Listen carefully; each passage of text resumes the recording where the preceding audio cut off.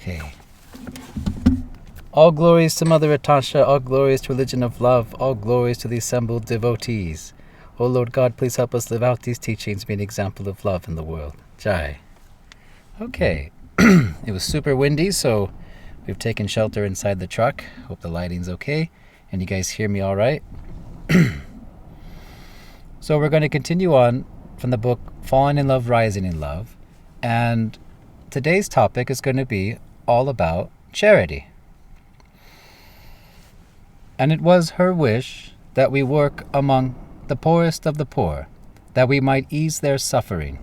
For she said, to only speak of God's love is not enough, but that we must also be a living example of that love for all to see, saying, let our charity be God's love made concrete. And this I did, and many with me.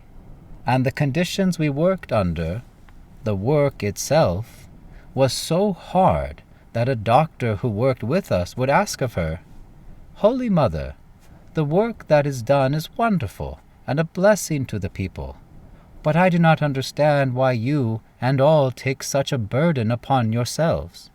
You take trouble for others, but what good do you get?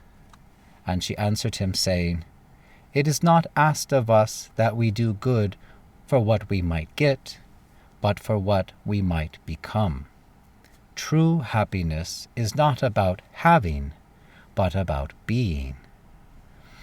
And still he questioned, for he could not understand, saying, but, Holy Mother, you yourself have often preached that material help can only make the prisoner more comfortable in his prison, that it is the message of God alone that can set him free.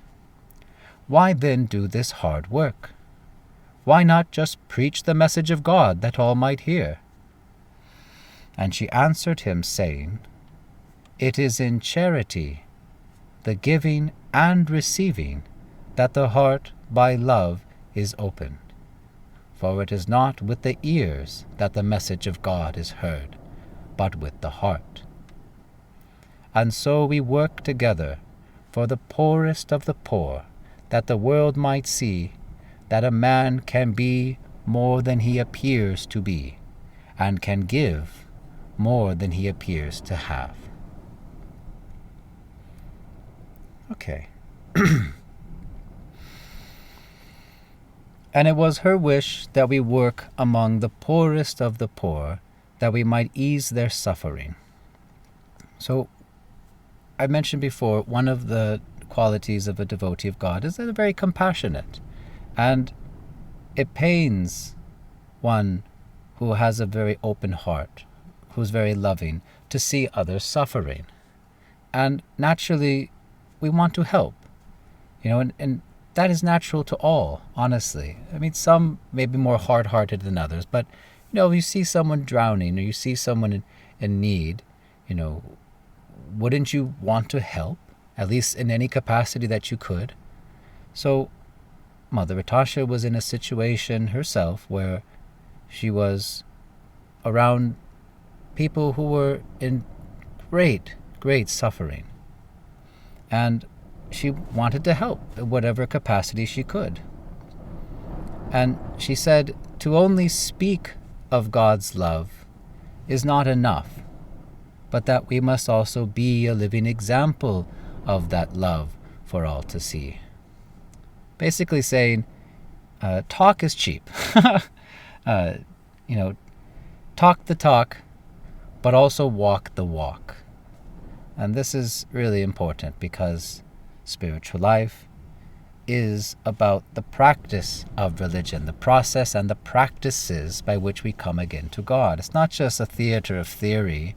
We're not just trying to be armchair philosophers. We're trying to realize these teachings, this message. We want to live it out. We don't want it just written in stone or in books, but written in our hearts. And so speaking God's love is not enough. We must also be a living example of love for all to see. And Mother Atasha, she taught us that the whole world is hungry to see the message of God lived out. She said, where are our role models? Where are our Mahatma Gandhis, our Nelson Mandelas, our Mother Teresas, our Martin Luther King Jr.'s? Where are our great loving leaders out there who inspire us, who set a good example for society? They're becoming fewer and fewer and far between, really. So the world is hungry for inspiration. And people need to see the message lived out. And then when you can see it lived out, then you know, oh, it's possible, I can do that too. Otherwise, if nobody's practicing, no one's living it, then it really is just all a theater of theory. And she said, let our charity be God's love made concrete.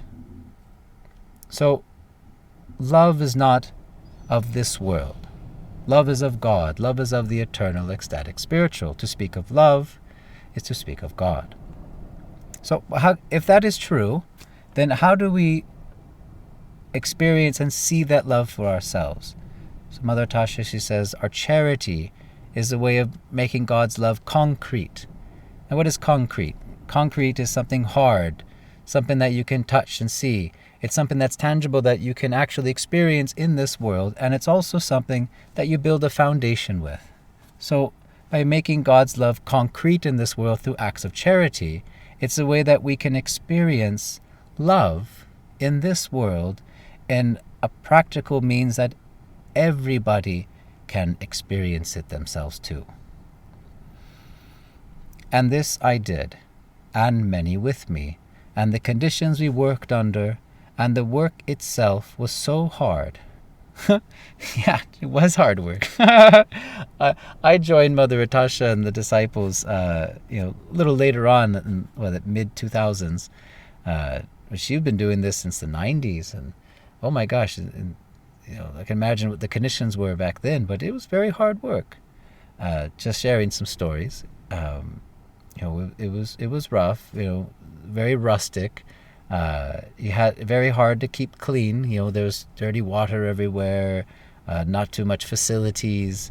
It was challenging in a lot of regards, especially for Westerners. I mean, luckily, I was just a young kid who was used to camping and being out in the bush, and so I didn't mind. It was easy for me when I was, 20, 21 years old, sleeping on a wooden plank and covering up with a sleeping bag, leaving just a little tiny hole just to breathe through. It's just but trying to protect myself from the murderous mosquitoes everywhere, and it was tough, and the work itself was hard. It was laborious. We were up early every day at 4, and all the devotees are chanting, and as soon as they finish their chanting, they're immediately out working, scrubbing floors, sanitizing here, helping patients here, crowd control there, food acquisition, food preparation, medical supplies here and there going left and right.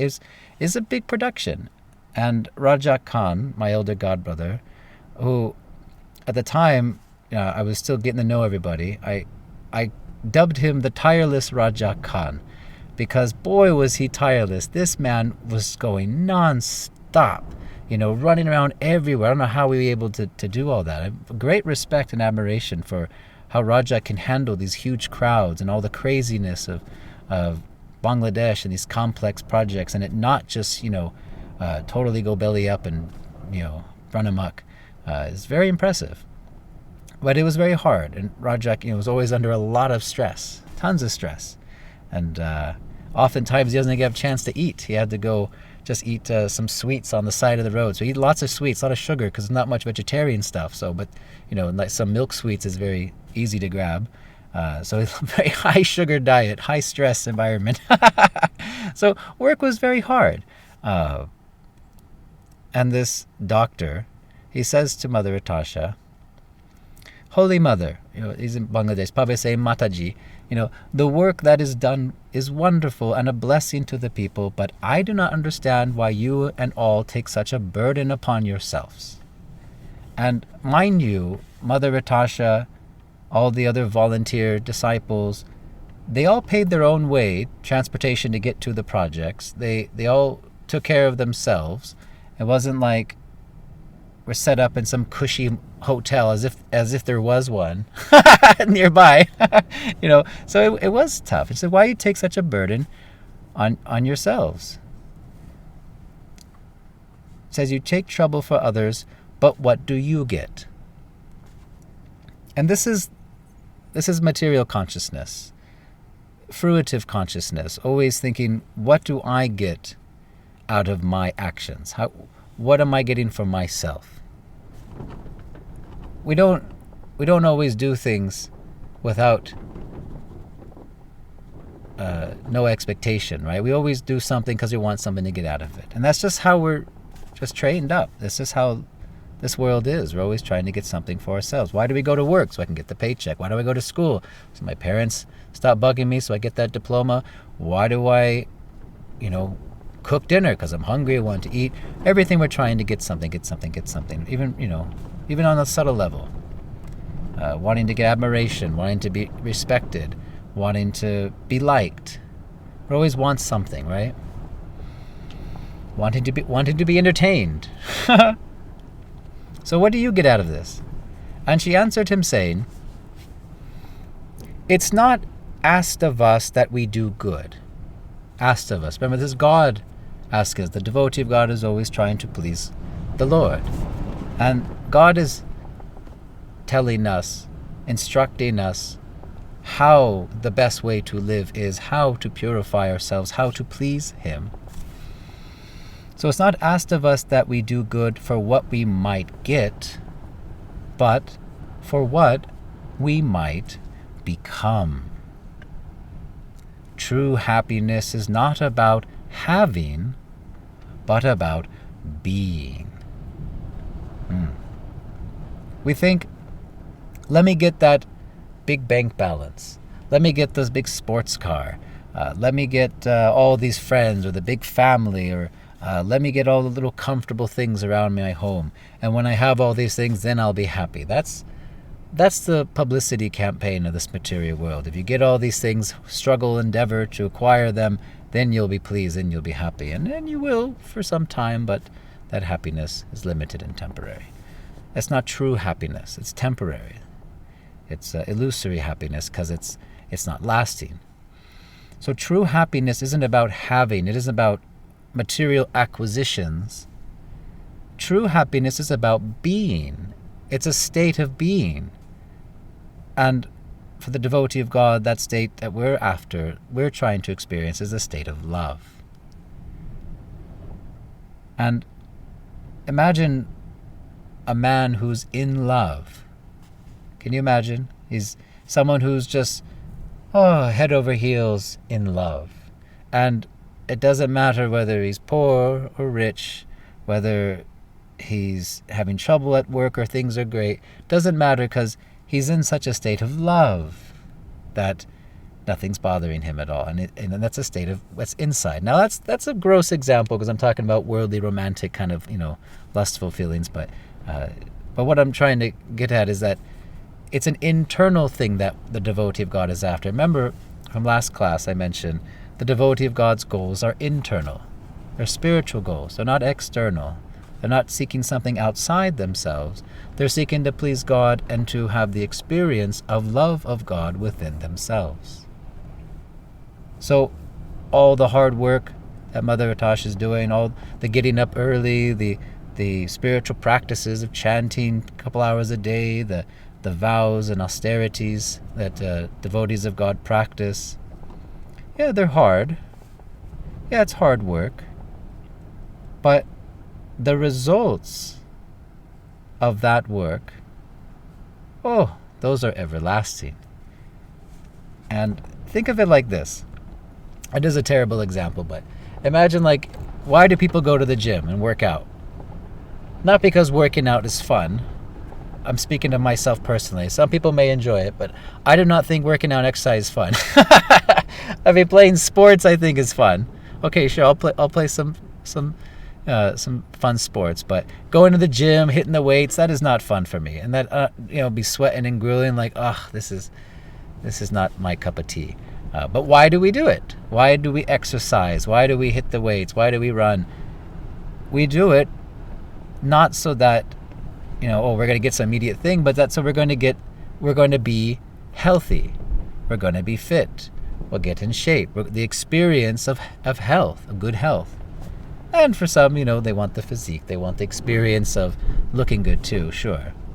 But that's an example of we endeavor so hard and work out so hard to get some result that we experience ourselves. Good health. Well, spiritual life is the same thing. We work very hard with all these practices, all these austerities, whatnot, to get the experience of love. And spirituality is a lot like health. Everybody has health. Some enjoy good health, some suffer bad health, but everyone has health. And the same thing with spirituality. Everyone is a spiritual soul, is a spiritual being. We're all spiritual. Yet some experience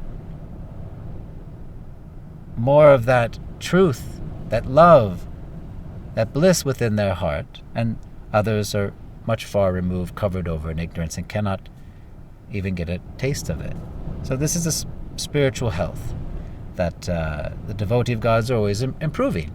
This is the cleaning process. Whereas working out, you're trying to build, and trim, build the muscle, trim the fat. Well, spiritual life, we're just trying to clean all the ignorance, all the illusion, and reawaken to knowledge and love and truth.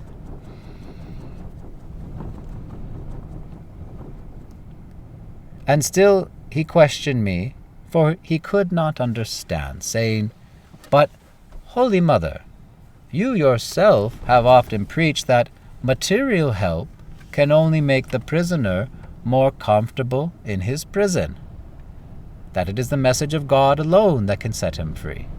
Yes, so this is the prison house of birth and death. These bodies are our jumpsuit. Yes, this is like a prison.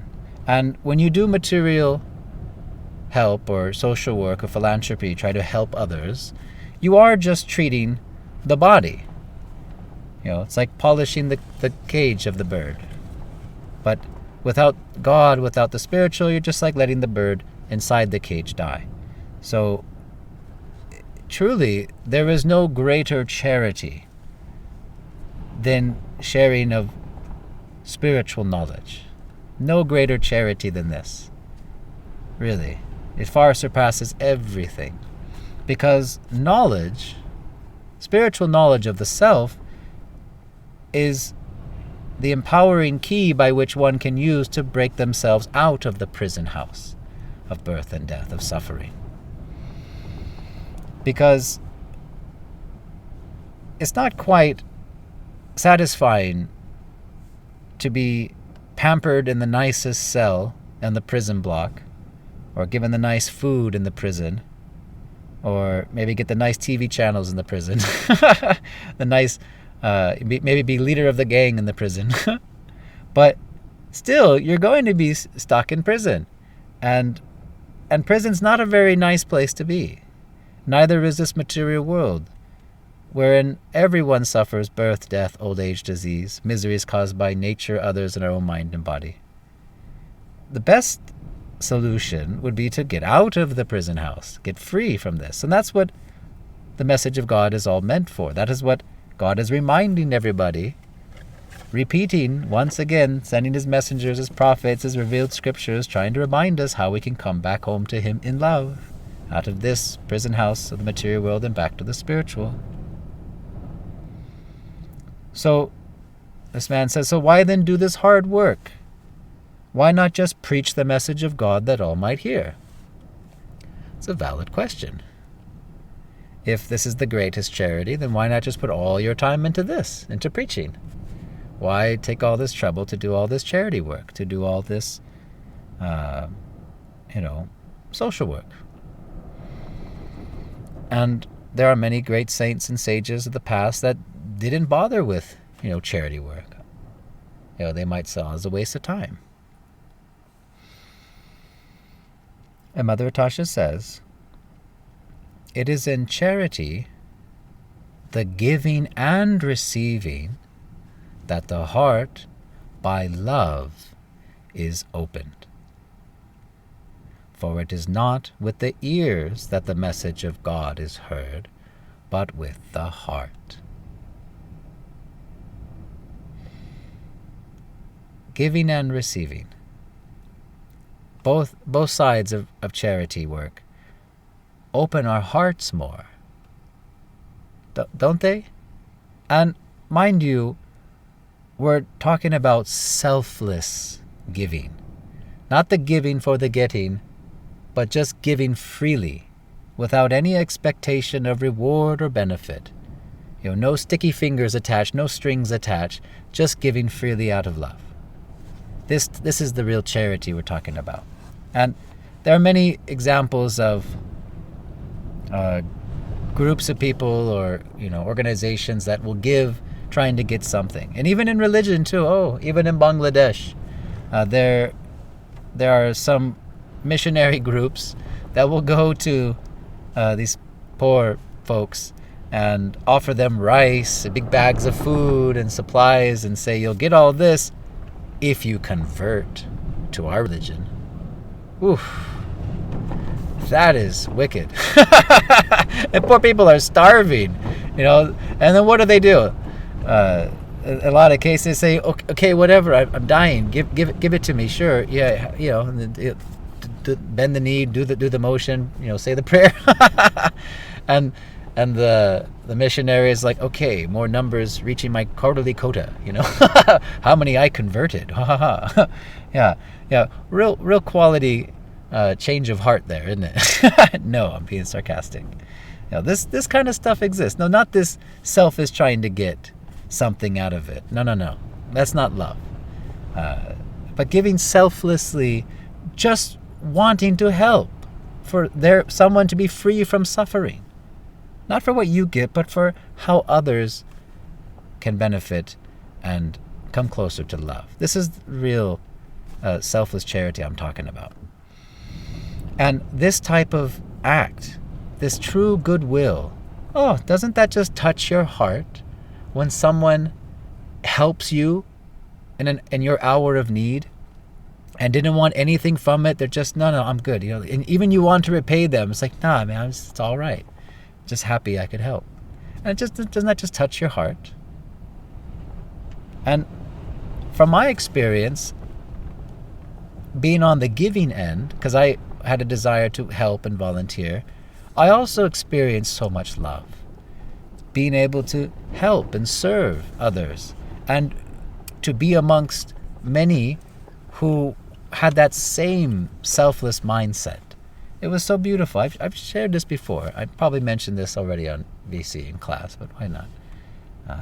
That experience opened my heart so much to be around all these different people from different backgrounds, different religious backgrounds, castes and creeds, all just giving selflessly to help others. And they didn't care who came to the ICAMs or who came to the charities projects. They don't care who they were, Hindu, Muslim, Christian, Buddhist, mean people, nice people.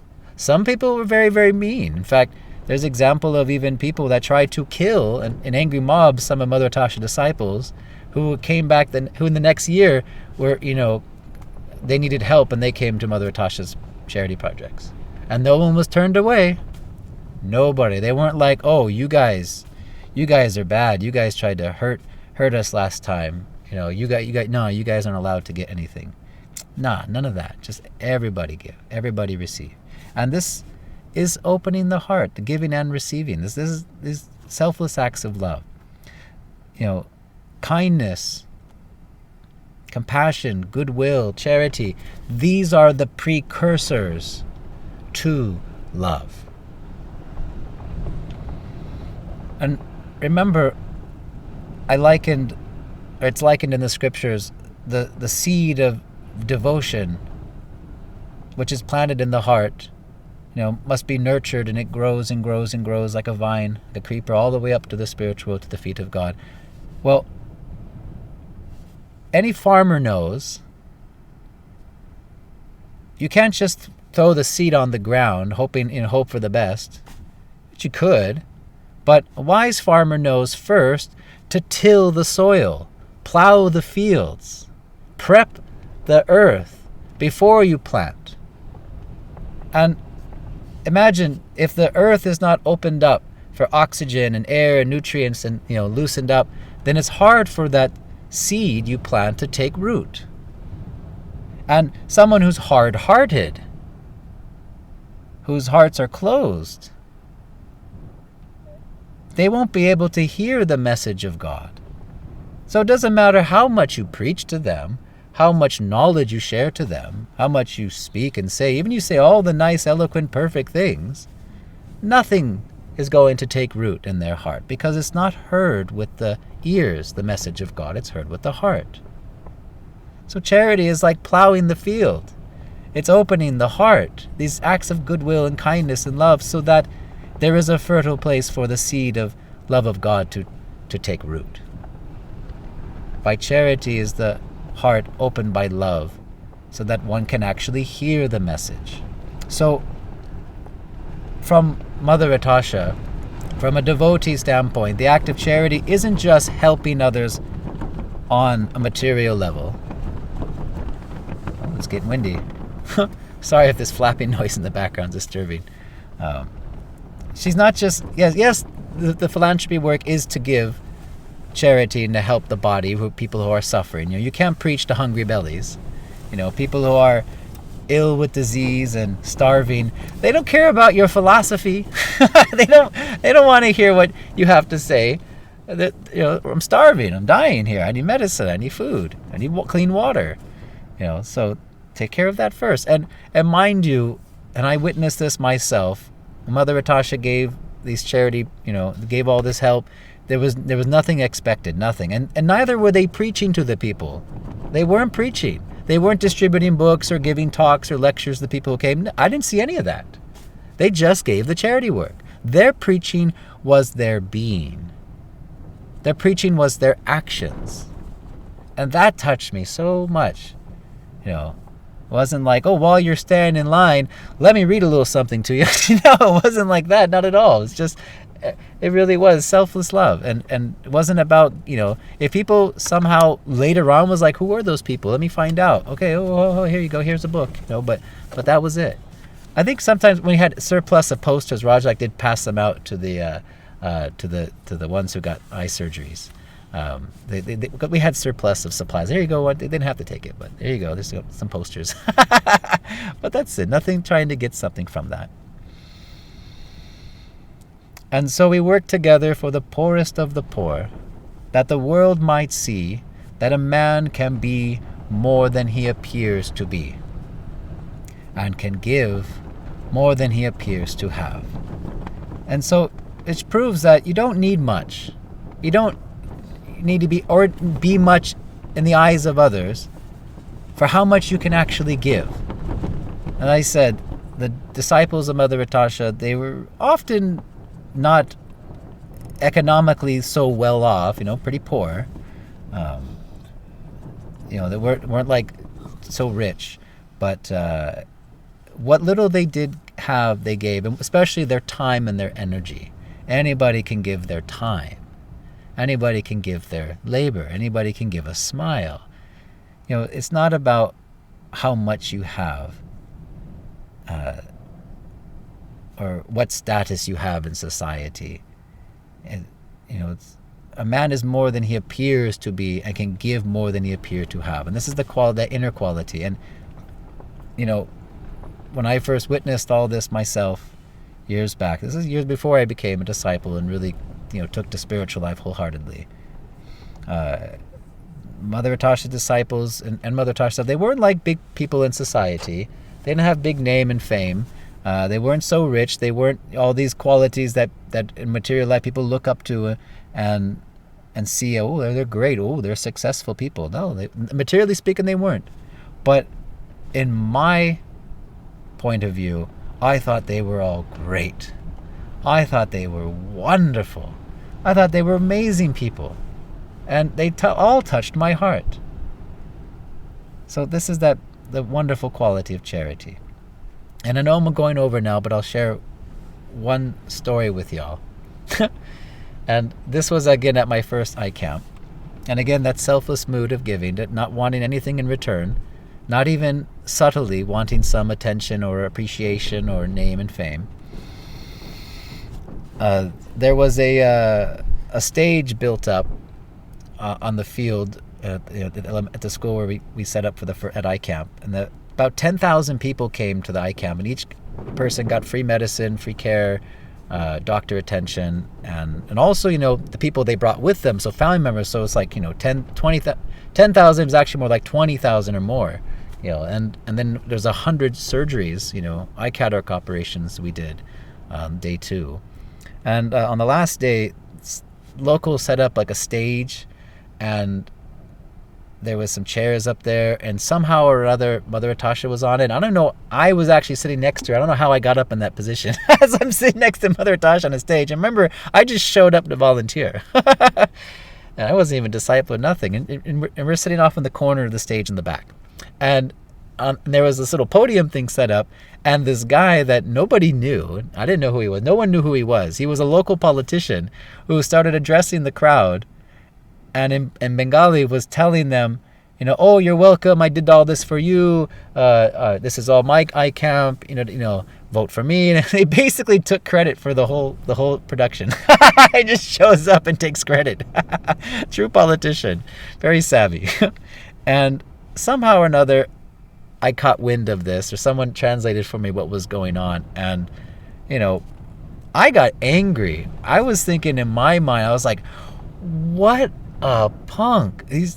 Who is this guy taking credit for all the hard work that Mother Atasha and these devotees are doing? Like, this is messed up. This is, someone should stop him.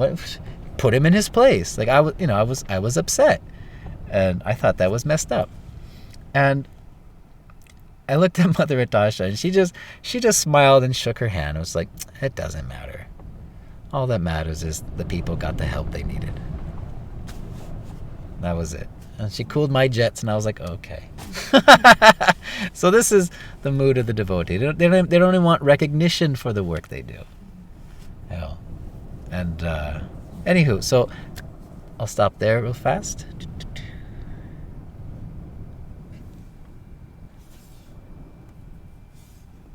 Okay. Does anyone have any questions related to today's class on charity?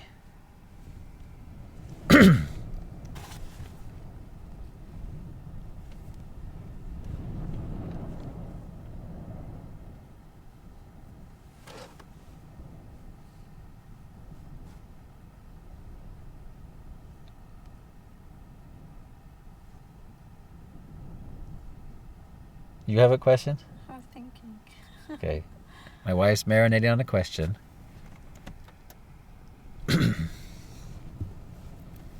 I had to cover this window because the light just blinds this poor webcam on this laptop.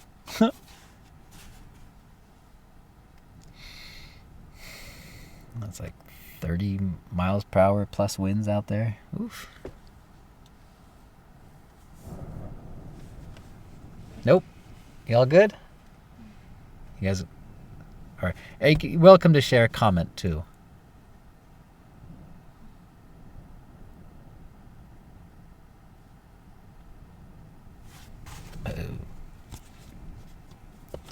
My foot went numb.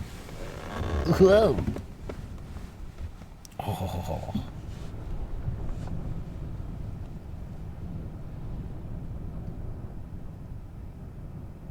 In case y'all are wondering, while you're thinking, Mother Atasha charity she founded, called the Servants of Charity Food Relief International, founded in 1985, and has created many schools for poor working children in many countries, and iCamps is our specialty, was pre-COVID, and political climate changed.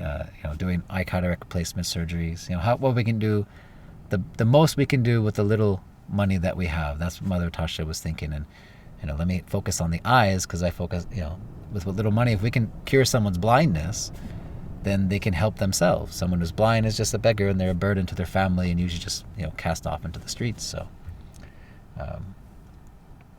that's why this the eye camps. This focus on the eye related problems. And mind you, out of so many eye camps they did over all the years in many different countries, India, Bangladesh, Nepal, not a single infection.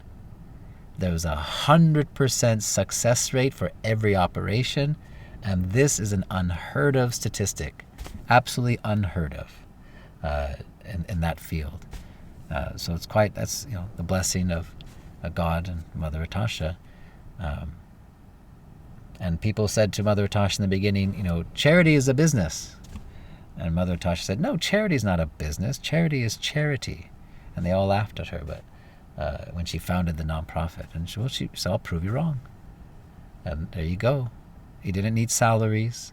He didn't need big buildings and office stuff to be able to do work and help others. And that's what drew me to actually all this work, was that 100% of all donations given to Food Relief International went to the poor, went to the actual projects that they were fundraising for. And I was amazed by that. That's pretty cool.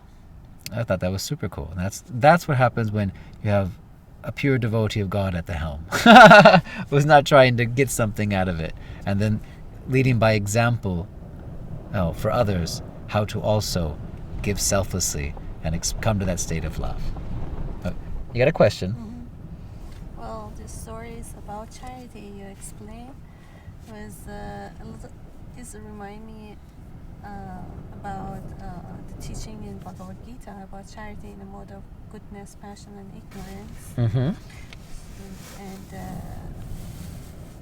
so I was wondering if I have lots of passion to help others, but I don't want anything get back as a material thing or no expectation.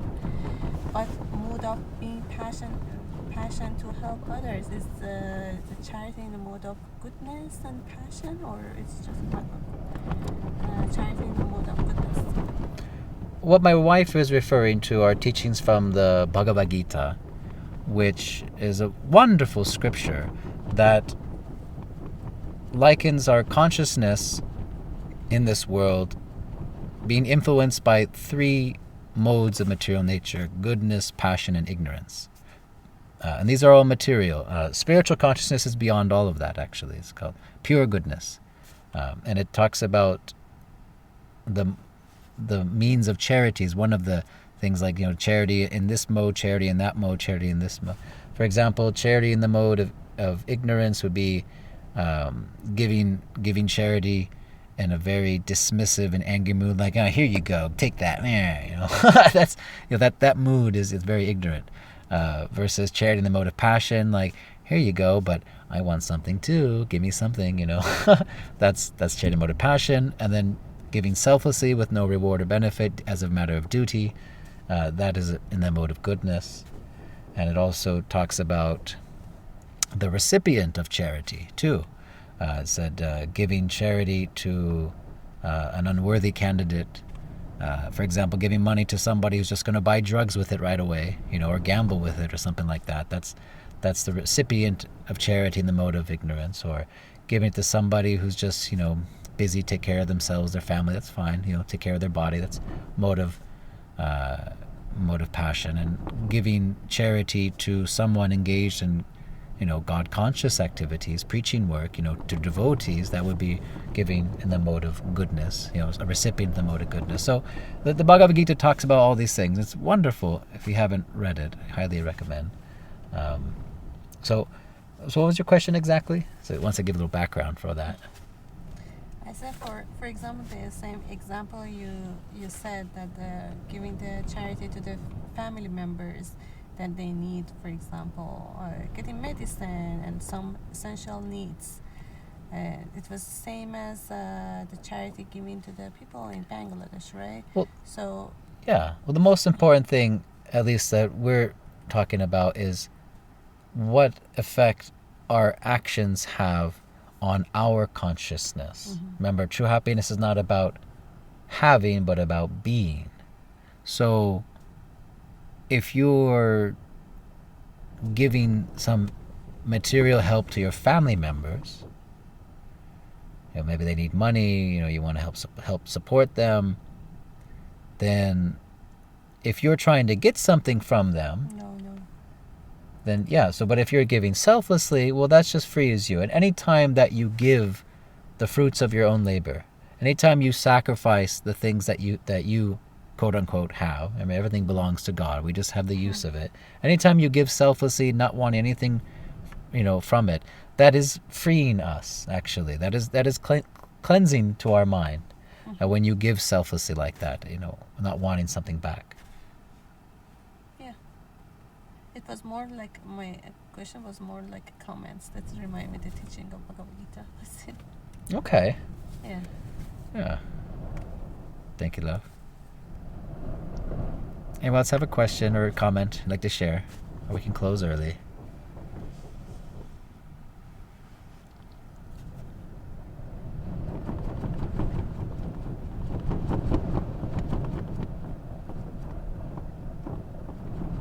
Oh, one more question. Oh, you got a question? In charity, in the mode of passion and ignorance, I know, but in the mode of goodness, is there any karmic reaction coming up too? Okay, back to Bhagavad Gita. Is there karmic reactions when you're giving in charity? In the goodness, mode of goodness. Mode of goodness, sure. Well, remember, the act of charity is opening our hearts. Mm-hmm. The giving and receiving. We're opening hearts here. Now, but there's still, and it is freeing, of course. Now, is it without karmic reactions? As you sow, so shall you reap. Will there be a reaction to this? I'm not an exact scientific, person to know exactly, but I just know that what is free from any reaction is devotional service. That is acting on a transcendental plane for the pleasure of God. Mm-hmm. Hearing, chanting, remembering, worship, prayer, all these things, carrying out the orders of the spiritual master, carrying out the instructions of God, keeping His commandments. These are purifying not only our heart and mind, but freeing us from karmic reactions as well, things that we would have to suffer or enjoy. So those are on the transcendental plane. Those are spiritual activities. And giving someone material help so that they can materially benefit, that is action on the material plane. It's action in this world for material consciousness, seeking a material result. I mean, maybe not a result for yourself, but you are seeking that they get some material result. Mm-hmm. But I wouldn't worry too much about that, to be honest. For a devotee of God, giving selflessly, wanting to help others, sees everyone as a beloved lover, servant of God, child of God. Mm-hmm. We're all God's children, and doesn't want us to suffer. And so for the devotee of God, it may be giving some material help to others, but with knowledge knows that one day down the line, who knows, their heart might be open and they may be able to hear the message, come closer to God. Mm-hmm. So the consciousness of the person giving charity, just like the consciousness of anyone who uses any tool in this world, that determines the results that will come of it. So Mother Natasha, she knows very well that it's just making the prisoner more comfortable in the prison. It's just polishing the cage, really, just helping the body. Sure, she knows that.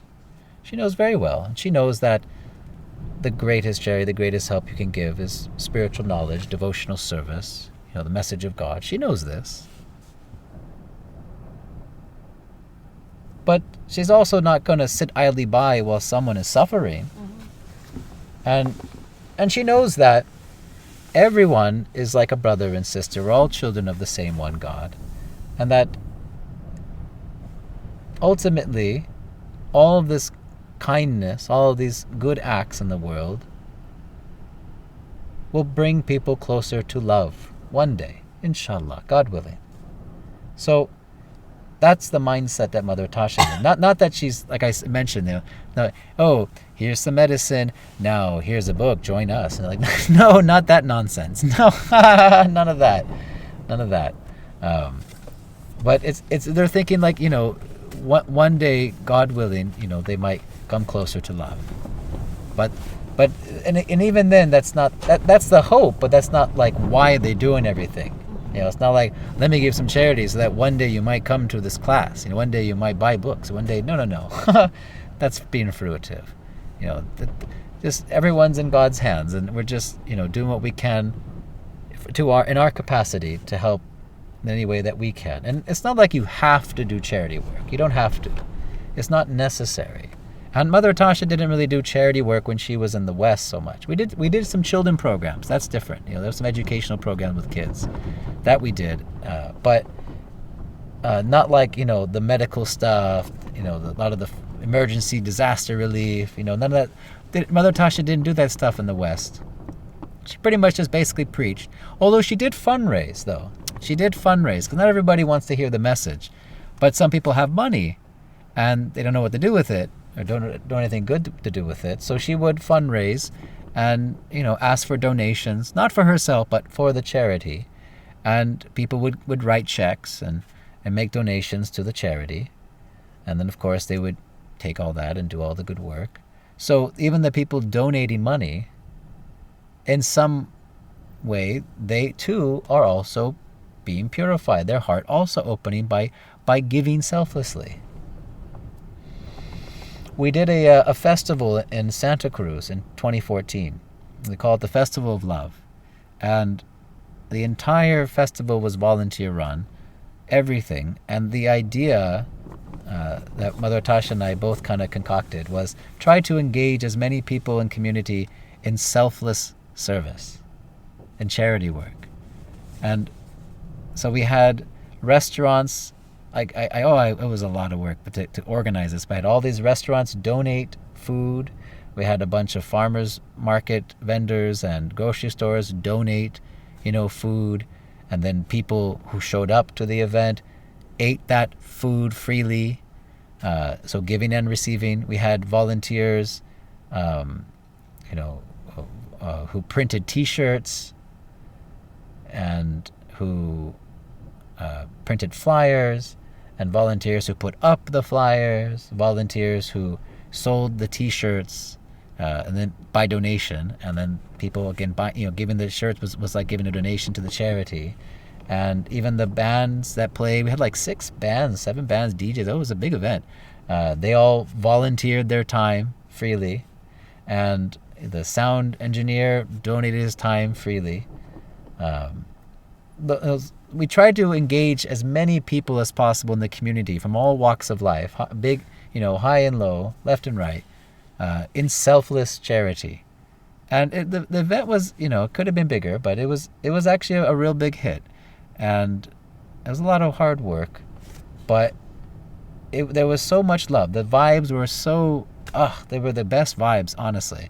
And all the free food distributed, it was wonderful. We didn't exactly break even, but it's fine. That wasn't the goal. Anyways, that would have been nice. There was some cost. The porta potty people would not donate them Johns, and neither would the city donate the permits. There were some people that just didn't want to give it all or even give a break. So that's how it goes. But the idea was engage people in charity, giving and receiving as much as possible. Open the hearts, plow the fields. This was some activity we did in the West. But of course, the medical camps and stuff, we didn't do that in the West because there wasn't a need for it, obviously.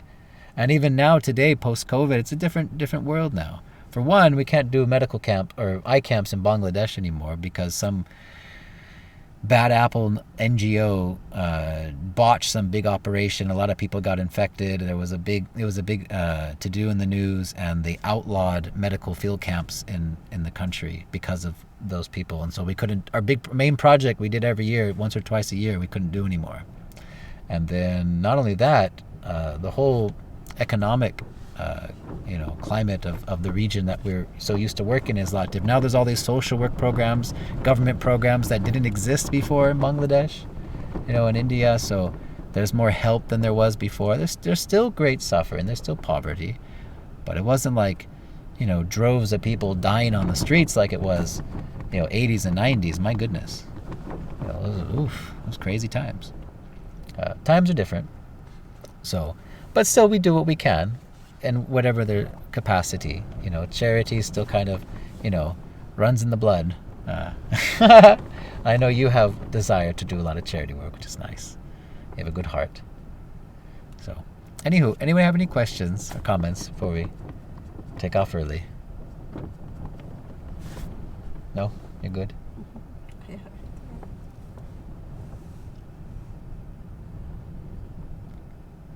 All right, I'm going to assume you three gentlemen who showed up, the cat, the dog, and the Peacock Galaxy, y'all good?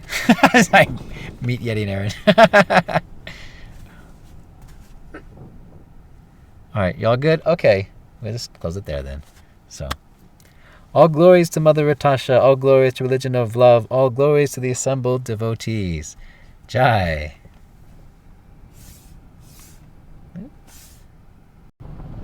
Okay.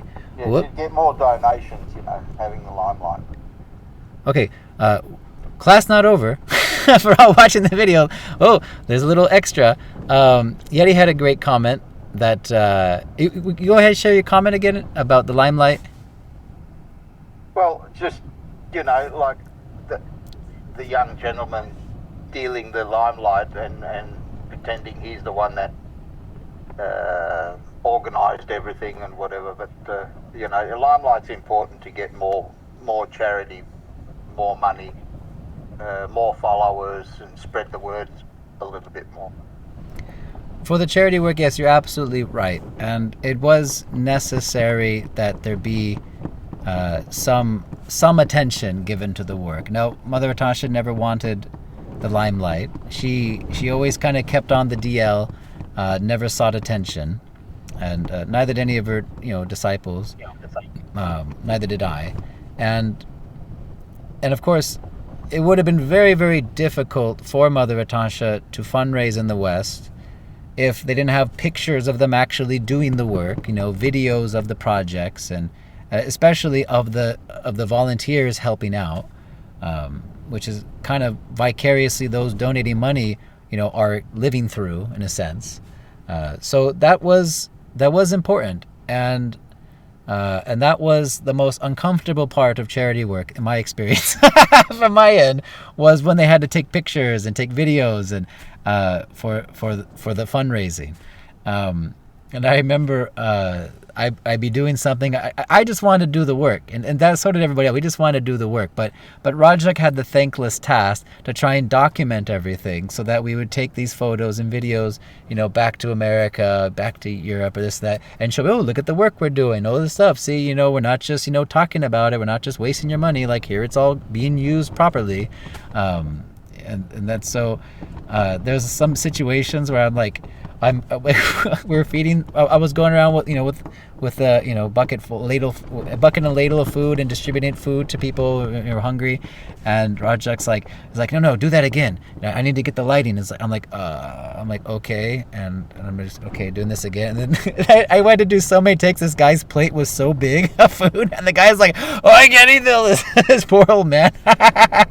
and then one time, like, Rajak was like, no, okay, now hold the food like this. I'm like, and I'm like, okay, and I'm holding the ladle like this, and the guy's like waiting to get the food, and he's waiting, and he's like, drop it already.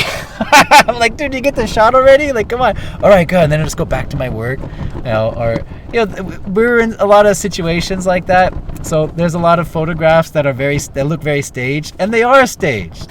They literally are staged. That doesn't mean the work wasn't actually going on, but like the lighting, the grouping, who's in the picture, so sometimes we had to do that, and it was only for the result of having the good shot for the fundraising. And but when most of the time we were very uncomfortable with having to do that stuff. But yeah, there needs to be some, as you said, limelight for the acquisition of more funds for the charity.